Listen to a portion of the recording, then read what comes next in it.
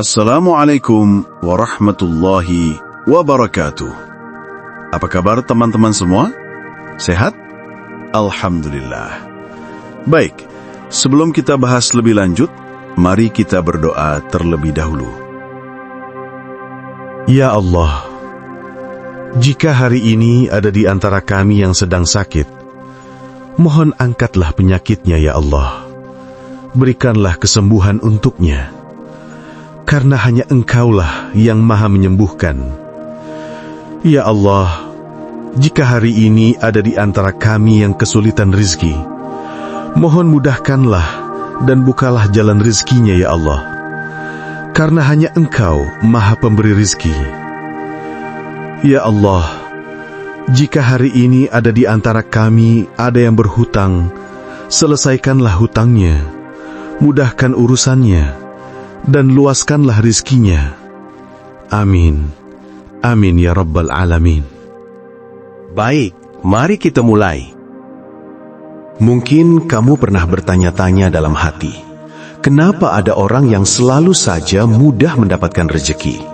Entah tiba-tiba ada peluang usaha, dapat bantuan tak terduga, atau dibukakan jalan ketika lagi mentok. Apakah mereka lebih pintar, lebih beruntung, atau ada rahasia yang bisa kita pelajari juga? Video ini akan membahas 7 rahasia sumber rezeki yang sering luput dari perhatian kita. Bukan teori rumit, bukan sekedar motivasi kosong, tapi hal-hal sederhana yang bisa kita temukan dalam hidup sehari-hari. Kalau kita paham dan melatihnya, uang bukan cuma datang dan pergi, tapi mengalir dengan cara yang lebih tenang, lebih konsisten, dan membawa keberkahan. Kalau saya jujur, perjalanan memahami rezeki itu bukan hal yang instan. Saya juga pernah berada di titik di mana uang selalu terasa kurang.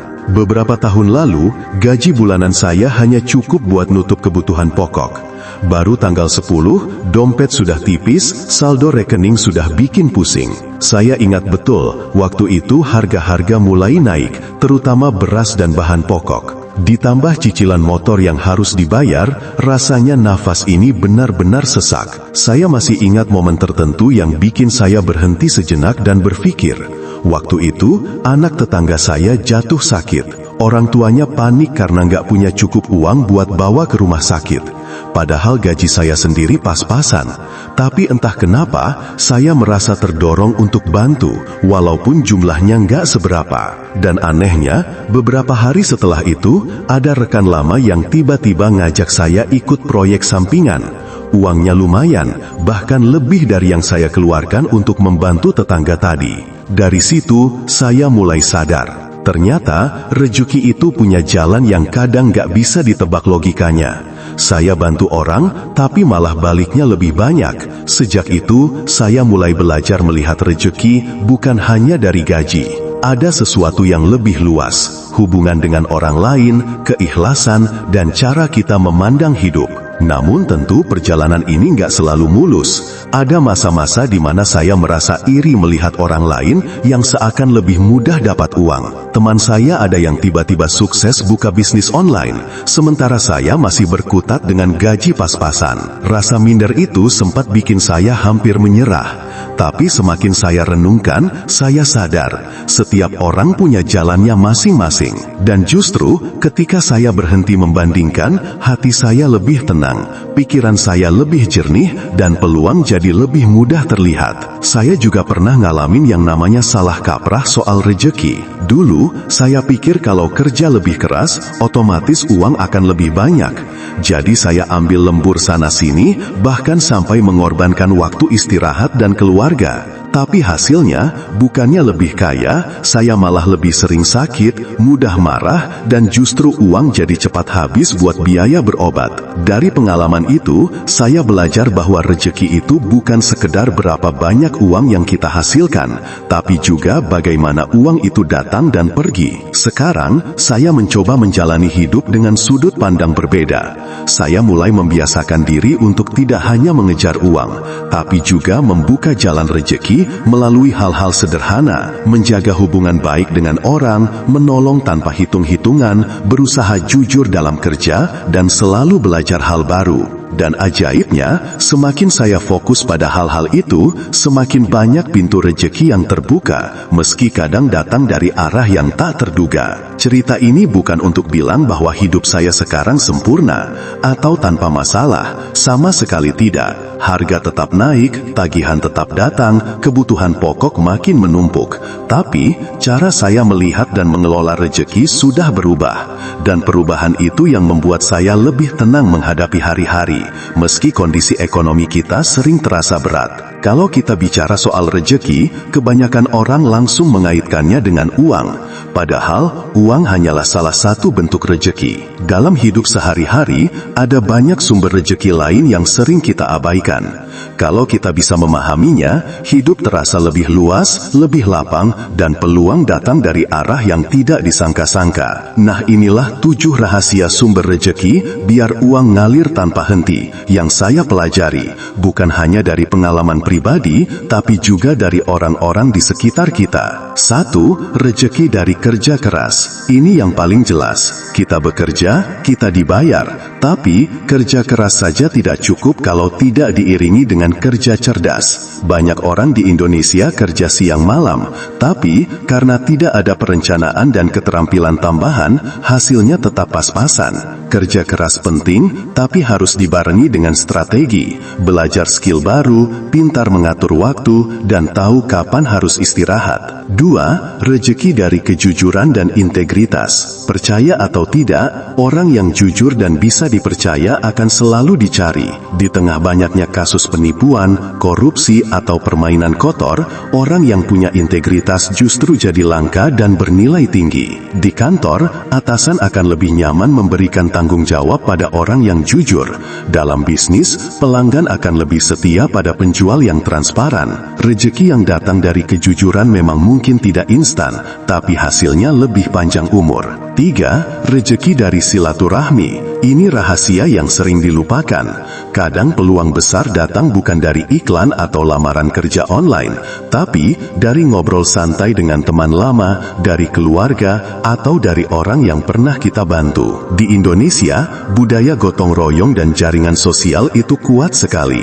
Makin banyak kita menjaga hubungan, makin luas jalan rejeki kita. Keempat, rejeki dari berbagi. Secara logika, memberi berarti berkurang. Tapi, dalam pengalaman nyata, memberi justru membuka pintu rejeki baru. Misalnya, ketika kita sisihkan sedikit dari gaji untuk orang yang lebih membutuhkan, atau sekedar traktir teman makan sederhana, rejeki yang kita keluarkan dengan ikhlas seringkali kembali dalam bentuk lain. Peluang, bantuan saat kita kesulitan, bahkan kesehatan yang lebih baik. 5. Rejeki dari ilmu. Ilmu itu modal yang tidak pernah habis. Banyak orang yang dulu hidupnya pas-pasan, tapi ketika mau belajar hal baru, entah itu keterampilan digital, keahlian masak, atau sekedar memahami cara mengelola keuangan, rejekinya jadi lebih luas. Apalagi di zaman sekarang, ilmu bisa didapat gratis lewat internet. Pertanyaannya, apakah kita mau meluangkan waktu untuk belajar? 6.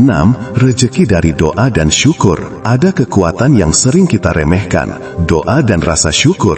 Doa membuat kita merasa tidak sendiri, ada harapan, ada sandaran. Sementara syukur membuat kita bisa menghargai yang sudah ada, tanpa terjebak dalam rasa kurang. Orang yang bersyukur lebih tenang, dan dari ketenangan itu, ide dan peluang sering muncul. 7. Rejeki dari menjaga kesehatan. Ini sederhana tapi penting.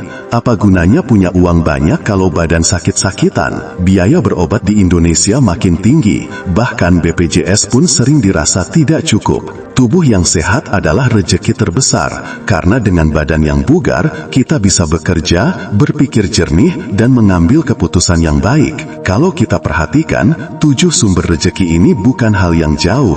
Semuanya ada di sekitar kita, bahkan ada dalam diri kita. Persoalannya bukan apakah rejeki itu ada atau tidak, tapi apakah kita mau membuka mata dan hati untuk melihatnya. Saya belajar bahwa ketika kita fokus hanya pada gaji, kita sering sering merasa kekurangan. Tapi, begitu kita mulai menghargai rejeki dalam bentuk lain, hubungan, kepercayaan, ilmu kesehatan, perasaan kita berubah. Kita jadi lebih tenang, dan dari ketenangan itu, jalan-jalan baru terbuka. Kita memang hidup di Indonesia, dengan segala tantangan ekonomi, harga-harga naik, pajak semakin terasa, kebutuhan pokok makin mahal.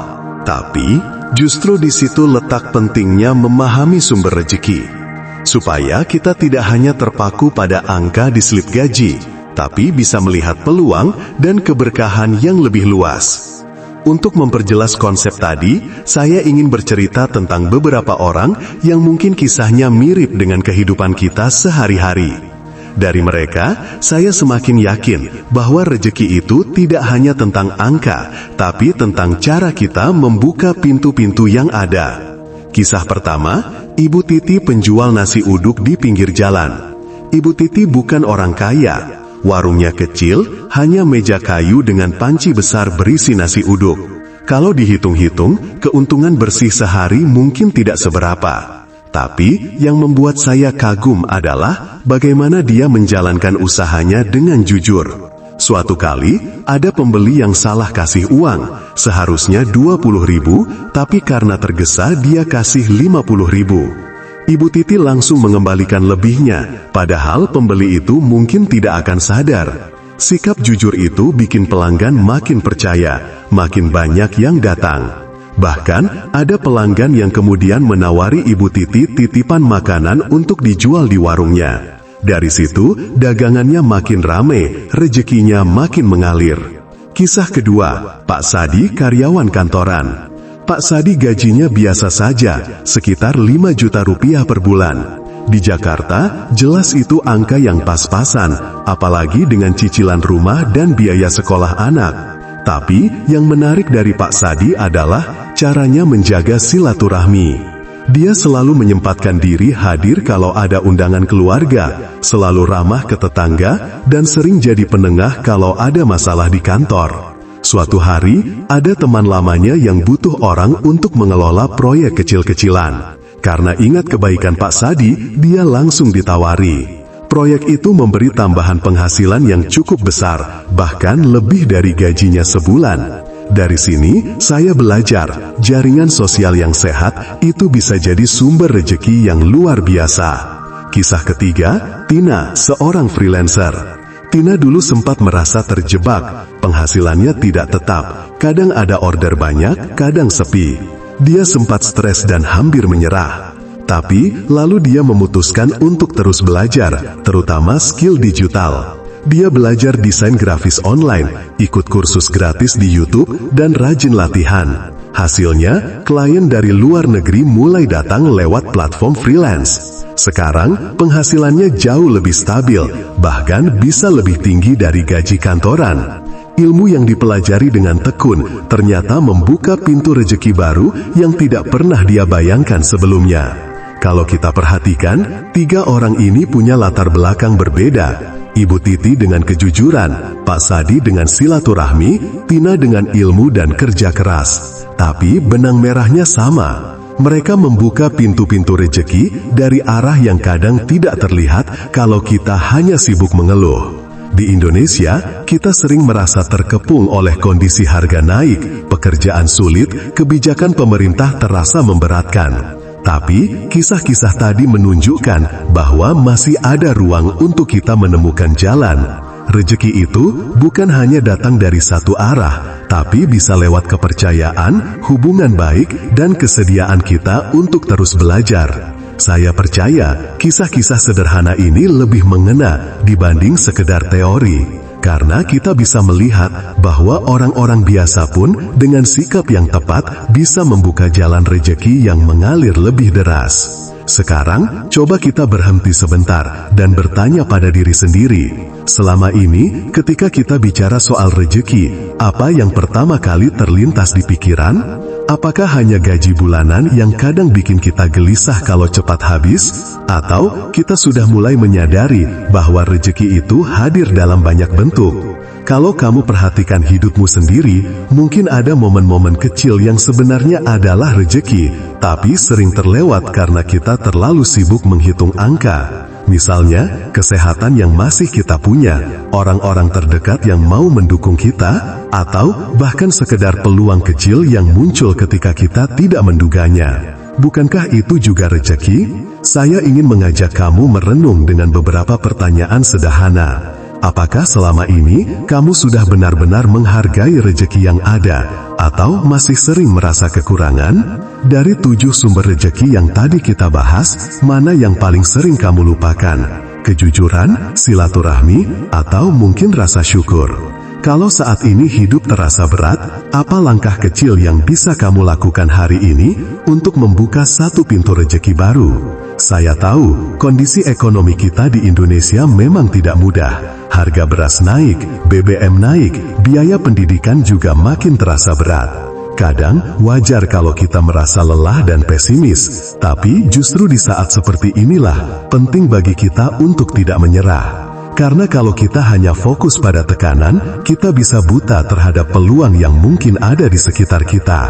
Coba bayangkan, bagaimana kalau sebenarnya ada rejeki yang sudah dekat, tapi kita tidak melihatnya karena hati kita penuh dengan keluhan. Bagaimana kalau justru dengan sedikit perubahan sikap, misalnya lebih rajin belajar, lebih terbuka menjaga hubungan, atau lebih ikhlas berbagi, pintu itu bisa terbuka. Saya percaya, setiap orang punya jalannya masing-masing. Tidak ada satu formula yang berlaku untuk semua, tapi ada satu kesamaan. Ketika kita mengubah cara pandang, hidup juga ikut berubah. Pertanyaannya, apakah kamu siap untuk mengubah cara pandang itu?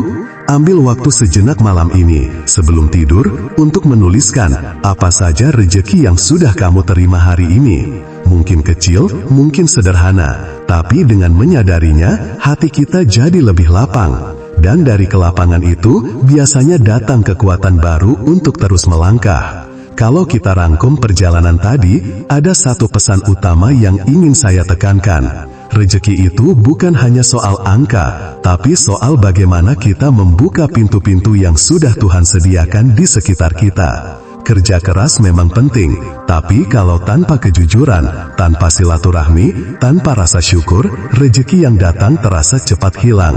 Sebaliknya, ketika kita belajar menjaga keseimbangan antara usaha dan doa, antara mengejar dan berbagi, uang bisa mengalir dengan cara yang lebih tenang, lebih konsisten, dan seringkali datang dari arah yang tidak kita duga. Saya tahu, kondisi ekonomi Indonesia sekarang tidak mudah. Harga-harga naik, gaji terasa pas-pasan, cicilan dan kebutuhan pokok terus menekan. Tapi justru di tengah tekanan itu, kita bisa menemukan kekuatan baru.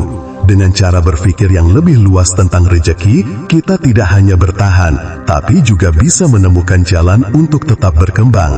Jadi, sebelum video ini selesai, coba tanyakan ke diri kamu sendiri. Dari 7 sumber rejeki tadi, mana yang ingin kamu latih lebih dulu? Apakah menjaga silaturahmi, memperkuat kejujuran, atau mulai belajar keterampilan baru? Ingat, langkah kecil yang kamu ambil hari ini bisa jadi pintu besar rejeki di masa depan. Kalau kamu merasa video ini bermanfaat, jangan lupa untuk tekan tombol like sebagai bentuk dukungan, supaya pesan ini bisa menjangkau lebih banyak orang. Silahkan bagikan juga ke teman atau keluarga yang mungkin sedang merasa rezekinya serat. Dan tentu saja, saya ingin mendengar cerita kamu. Tulis di kolom komentar, pengalaman apa yang paling berkesan tentang rejeki yang datang tak terduga dalam hidupmu. Terakhir, jangan lupa subscribe supaya kamu tidak ketinggalan pembahasan berikutnya seputar keuangan, mindset, produktivitas, dan keseimbangan hidup. Karena perjalanan kita untuk memahami hidup ini masih panjang, dan kita bisa sama-sama belajar agar rejeki bukan hanya sekedar angka, tapi juga sumber ketenangan dan keberkahan. Sampai jumpa di video berikutnya, dan semoga rezekimu selalu mengalir deras dengan cara yang penuh berkah. Demikian, semoga video ini membawa manfaat dan inspirasi untuk kita semua. Wassalamualaikum warahmatullahi wabarakatuh.